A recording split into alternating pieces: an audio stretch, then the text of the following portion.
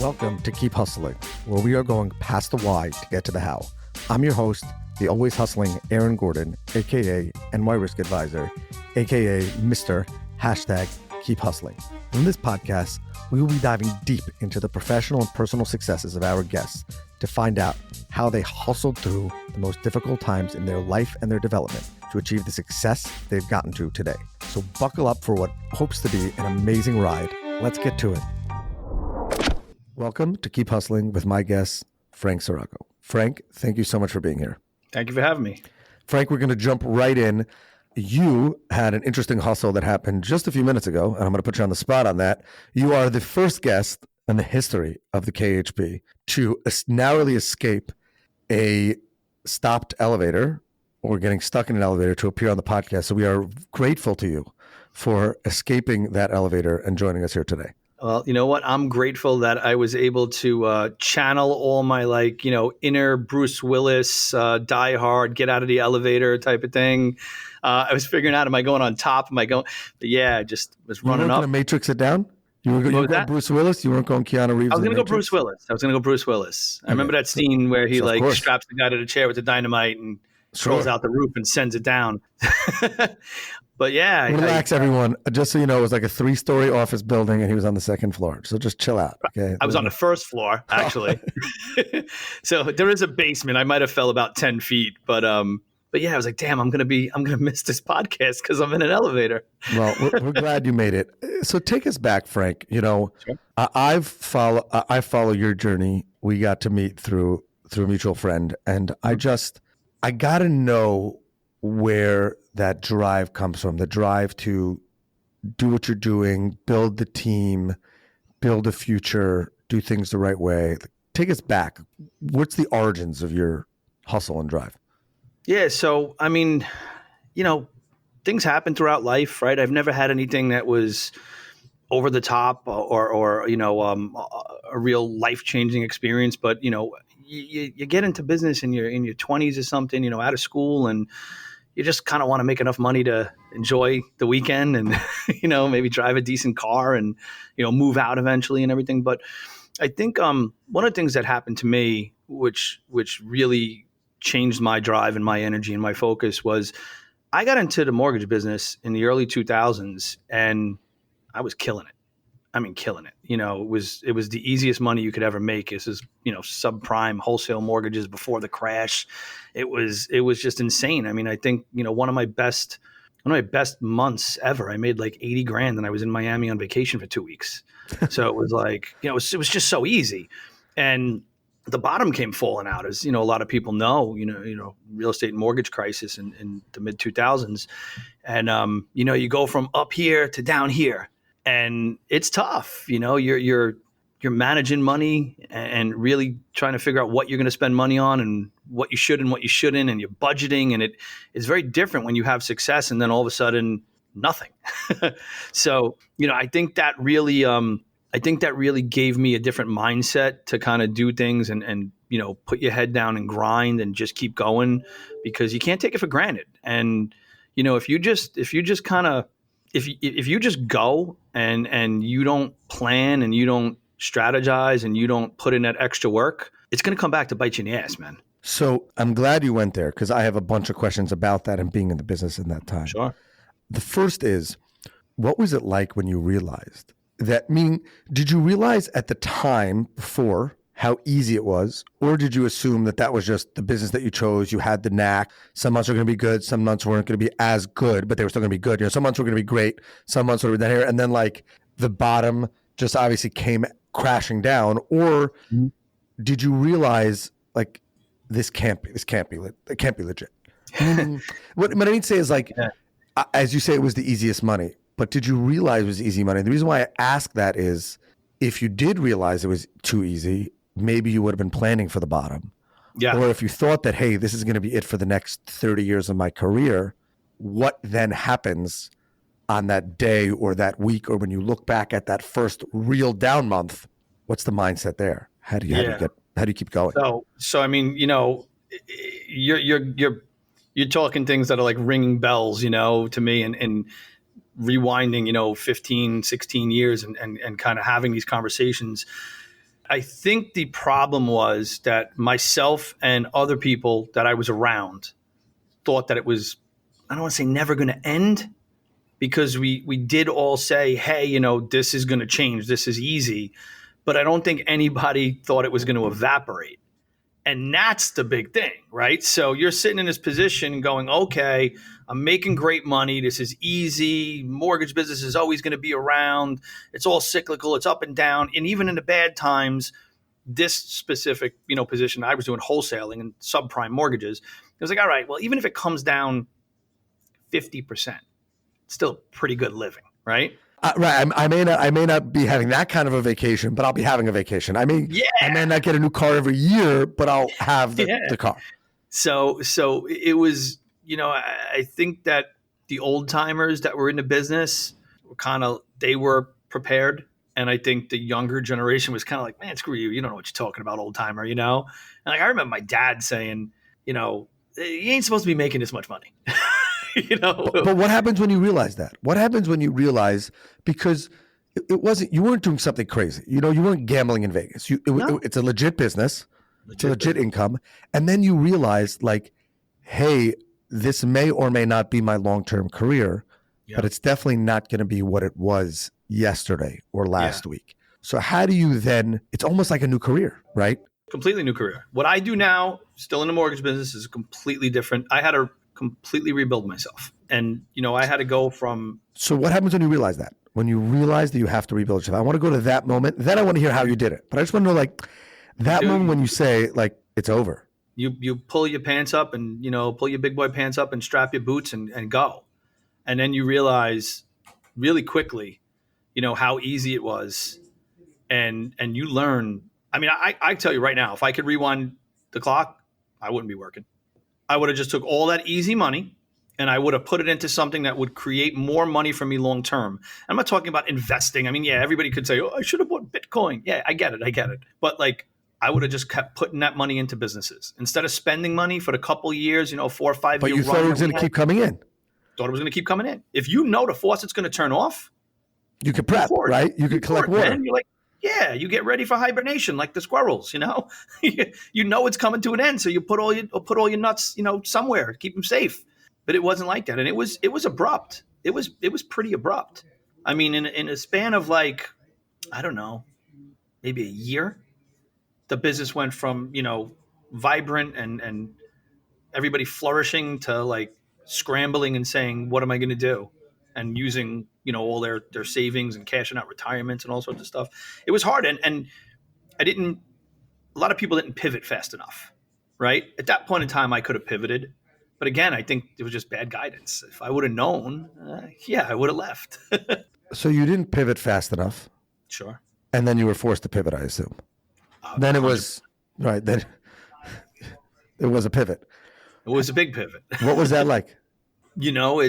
It's weird when you are making money and doing something that you're into and you like and you have this whole energy in this business, and then all of a sudden it's like, all right, well, what am I really qualified to do? Right. And I got out of mortgages. I completely got out of mortgages. Went into private equity, went into insurance, did the financial advisor thing. Was that because you felt burned by the industry or because what you were doing was dead anyway? So if you're going to do mortgages, it would have been a totally different business. I honestly felt like I was going to have to reinvent myself no matter what I did. And when I started thinking about different careers and stuff, I was like, what kind of has stability and longevity? And I had some problems with that because I honestly, at that point in time, I think I was so beaten down that I didn't really have what it takes to kind of build again. Right? Like, insurance, it's not an overnight success. You got to do it. You got to build your book. You got to start from zero. You got to start from all the way down here. And to get up here, it takes a lot of time. It takes a lot of determination, a lot of work. And I could have did it in the mortgage industry. And I probably should have in hindsight, because fast forward 5 or 6 years, that's what I did anyway. And, I'm happy I did it. I'm happy I did all of that stuff. It rounds you. It humbles you. It, gives you some different things for your future successes. Yeah, but I also feel like at that time, had you stayed in the mortgage business, again, even though it was a different type or different silo of the business, I feel like there was a taste of like, I don't want to say fear, but the people that I've spoken to who were in it at that time were like, if I hear the word mortgage again, I don't care if it's wholesale, subprime, jumbo, I don't know what it is. I can't. Like it was a traumatic experience because, as you said, I think it's very easy. And obviously I'm in a business like that also, obviously, hopefully not as extreme, but we have cycles. And my father, who rest in peace, was one of those old school people who said there's cycles and things come up and there's a hard market and a soft market. And it's easy for the old guys to say it. But even if you know it has to shrink, as you said.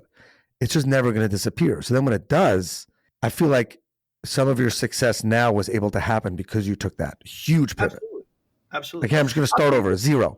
I'll tell you what the real, I think the real reason why I got out of the mortgage business was. It wasn't necessarily the bad taste.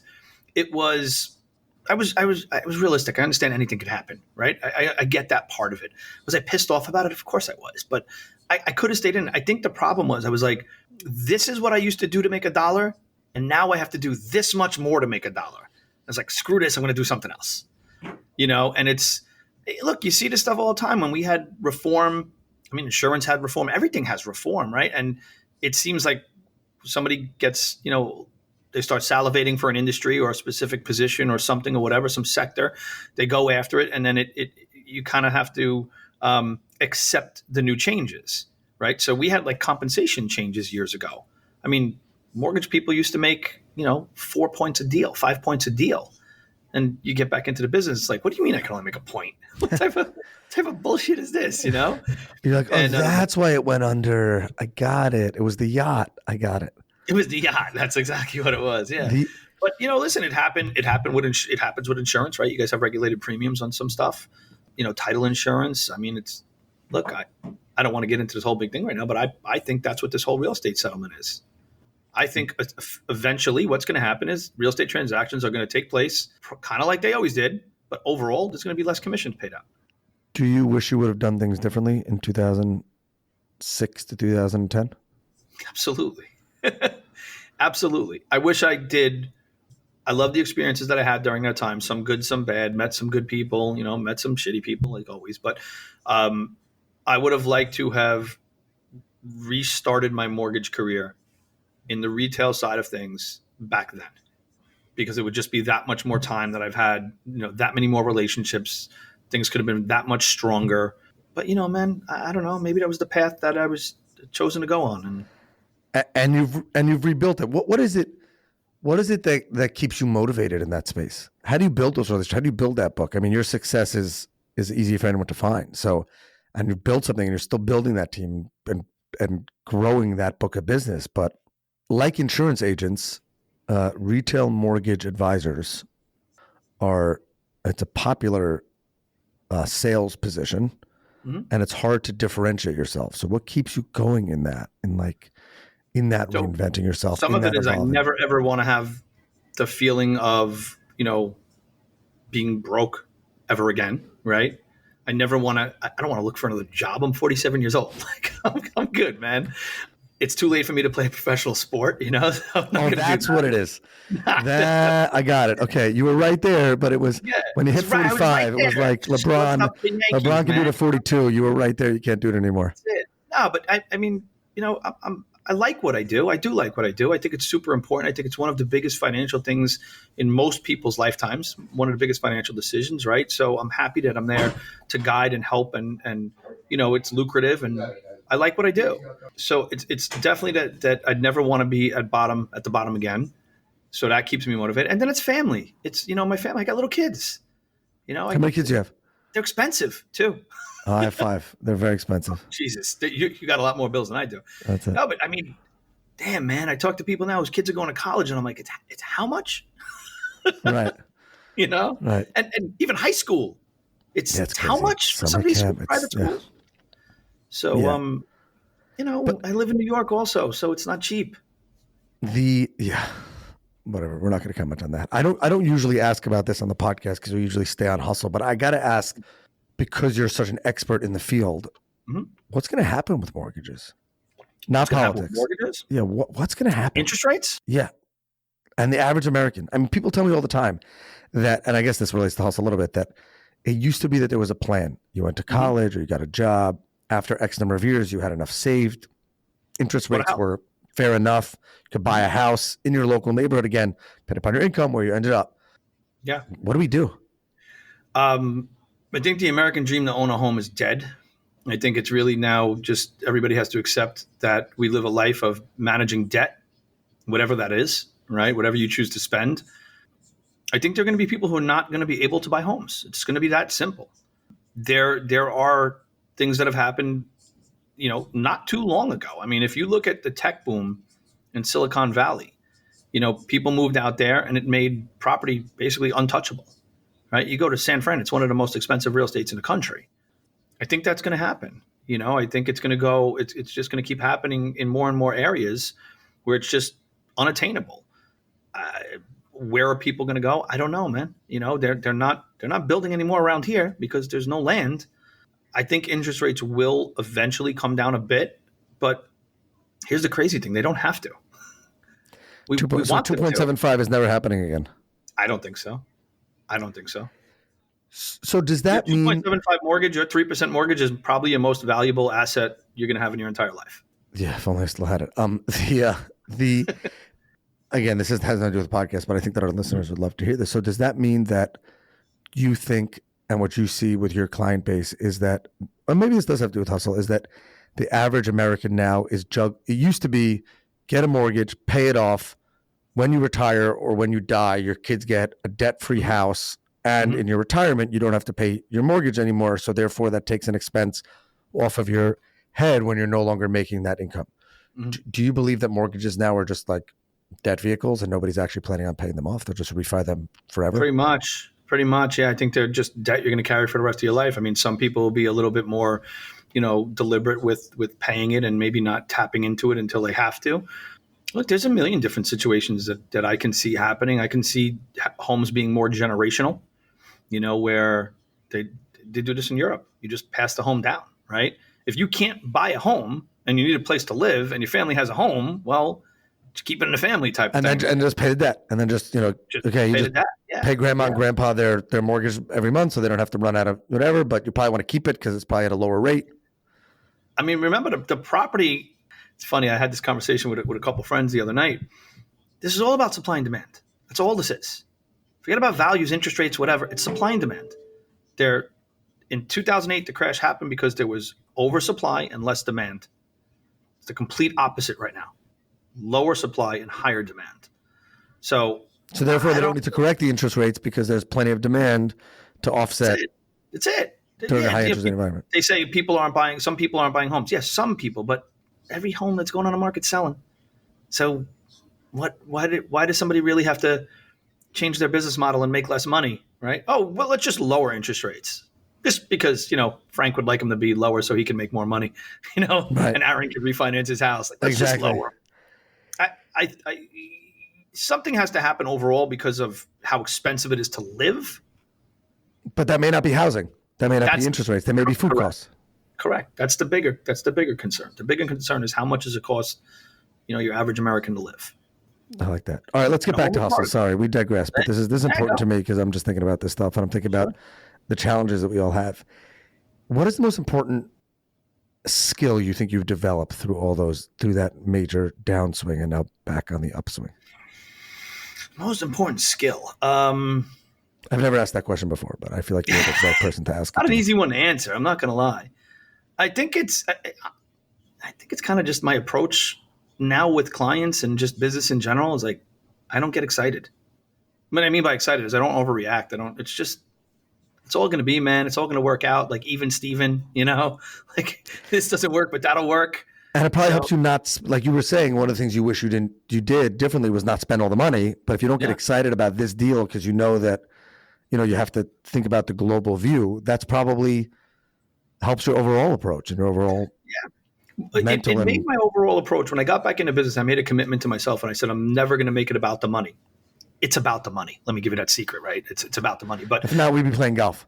Yeah, you just train your mind to think a little differently. And like, you don't look at a deal as a dollar sign. You just look at it as getting it done, moving on to the next one, making people happy, giving people a good experience, go on to the next one, do the right thing, right? Don't try to be a little, don't try to cut corners or maybe be a little too salesy because you're trying to chase that paycheck.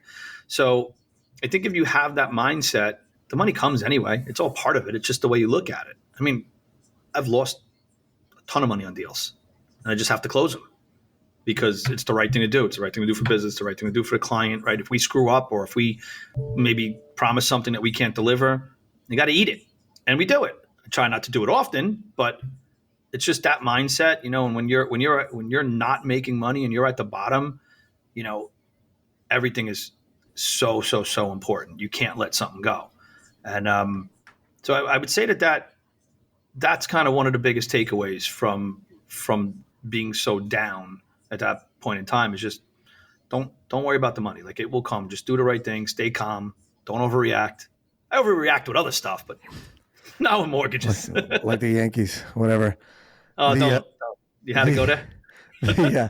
But I think that but maybe that's the answer. Maybe that's the skill. The skill is realizing that if you don't make the highs super high, what do they say? The higher you are, the greater the fall. Yeah. So if you don't overreact to the positive, that may help if and when, God forbid, there's another downturn for whatever reason. It can be the industry, it could be personally, it could be anything. I guess maybe that's the greatest skill, is realizing that if you stay, obviously, a big sale's great, and you may say, okay, I'm going to get a nice bottle of wine the next time I go out to dinner, right? But that's not a $50,000 vacation, right? There's that stuff in there. It's not a new car. So I guess keeping all that even with the ups kind of maybe helps the waves and helps you ride the waves, which is what Keep Hustling's about, right? It's about saying that one further step. There's the next step. There's the next step of growth. There's the next opportunity for growth. There's the next opportunity to just hustle a little more. And each time you hustle, I've said it many times on the podcast, there's this image that I keep going back to of the guy who's pushing the rock up the hill. And when they zoom out of the image, you see that he's almost at the top, but he doesn't know where he is because he can't see over the rock. Yeah. And he gives up like just before the top. And like, if that's the message, if the message is just a little bit more, maybe it'll be slower to the top. But the ability to get there, because even if there's a setback, you'll keep going. Is there any greater lesson than that? That's a pretty good one. I've seen that before. I've seen that drawing. Yeah. So I can't imagine being in the position that you were in when things went south, and the fact that you came back to it, different part of the business, but the fact that you came back to it and knowing that regardless of which part of the mortgage industry, it's volatile. And since it's volatile, volatility means it's volatile. That's it. It means it could happen again. That doesn't mean it's going to happen, but it means it could happen again. So coming back to that, I think it's just incredibly inspirational, and that's a hustle that we can all learn from.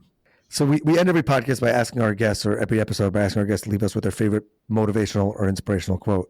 And it can't have to do with an elevator with you, so we're not going to allow that. But Frank, I really appreciate you again for taking the time, escaping the elevator, and I'll leave the floor to you now to leave us with that and your message and what it means to your hustle. Sure. So, I don't really have a specific quote, but what I am going to tell you is I saw something. It was like on social. It's like Dad's Inspirational or something like that. It was talking. This guy was talking. It was like, what do you do? It was actually Joe Rogan was the one who was pointing it out, and he said, "What do you do when you're tired?" And he thinks about this guy who's speaking, and it's motivational, and he's saying, if you failed, like, good, right? If you didn't get something, good. So every time like you're tired or you're not doing something or you don't succeed, it's like good. And the guy's broadcasting this whole minute and a half rant, and everything that you don't accomplish, it's like good. Everything you failed at is good. And the reason why it's good is because now you're going to go get better, right? It wasn't your time. You're going to go get better. And I like that. So it's like, I was thinking today, I'm like, you think about knowing I was coming on here and talking about hustling, and, when you don't do something, you don't get something, you don't accomplish something, it's not really a negative, man. It's, good that it didn't happen. Now go get it, That is keep hustling. Yeah. That as long as you keep going and keep hustling, it's okay, because you're never going to get everything. By the way, Isn't that what it's about? That people, if the first time someone misses something that they think they should get, they give up, that's going to happen. Michael Jordan didn't get what he wanted at first. Jeff Bezos didn't get what he wanted. You go, Elon Musk, you go to everybody you think is successful in whatever way, they didn't get something. So had they given up, they wouldn't have been who they were. So I love that. There was a good one with Kobe Bryant. I'm gonna find it for you, but it was the same thing. He missed a game-winning shot or something, and he was like, "Yeah, no, I'm okay with it because now I know what I have to fix." That's pretty 100%. cool. And I still want the ball the next time. That's the important part. Is give me the ball again tomorrow. Absolutely. Frank, really thank you for being here. Hey, man, thank you so much for the invite. I appreciate it. As always, good to see you. Good to talk to you. It's great to see you. That's it. This has been another episode of Keep Hustling. And remember, do well by doing good and always keep hustling. All right, hustlers, that brings us to the end of another fantastic episode. Thank you for listening. The listeners are the most important part of this show. If you like what you heard, please leave us a review wherever you listen to your favorite podcasts. Your feedback means the world to us and helps us reach more listeners. Plus, be sure to subscribe to our podcast so you never miss an episode. We have some amazing guests and topics lined up for you, and we don't want you to miss out. And finally, if you have any suggestions, comments, or even just want to say hello, please feel free to reach out to us on all social media platforms. We are Keep Hustling Pod on Instagram, X, Facebook, and LinkedIn.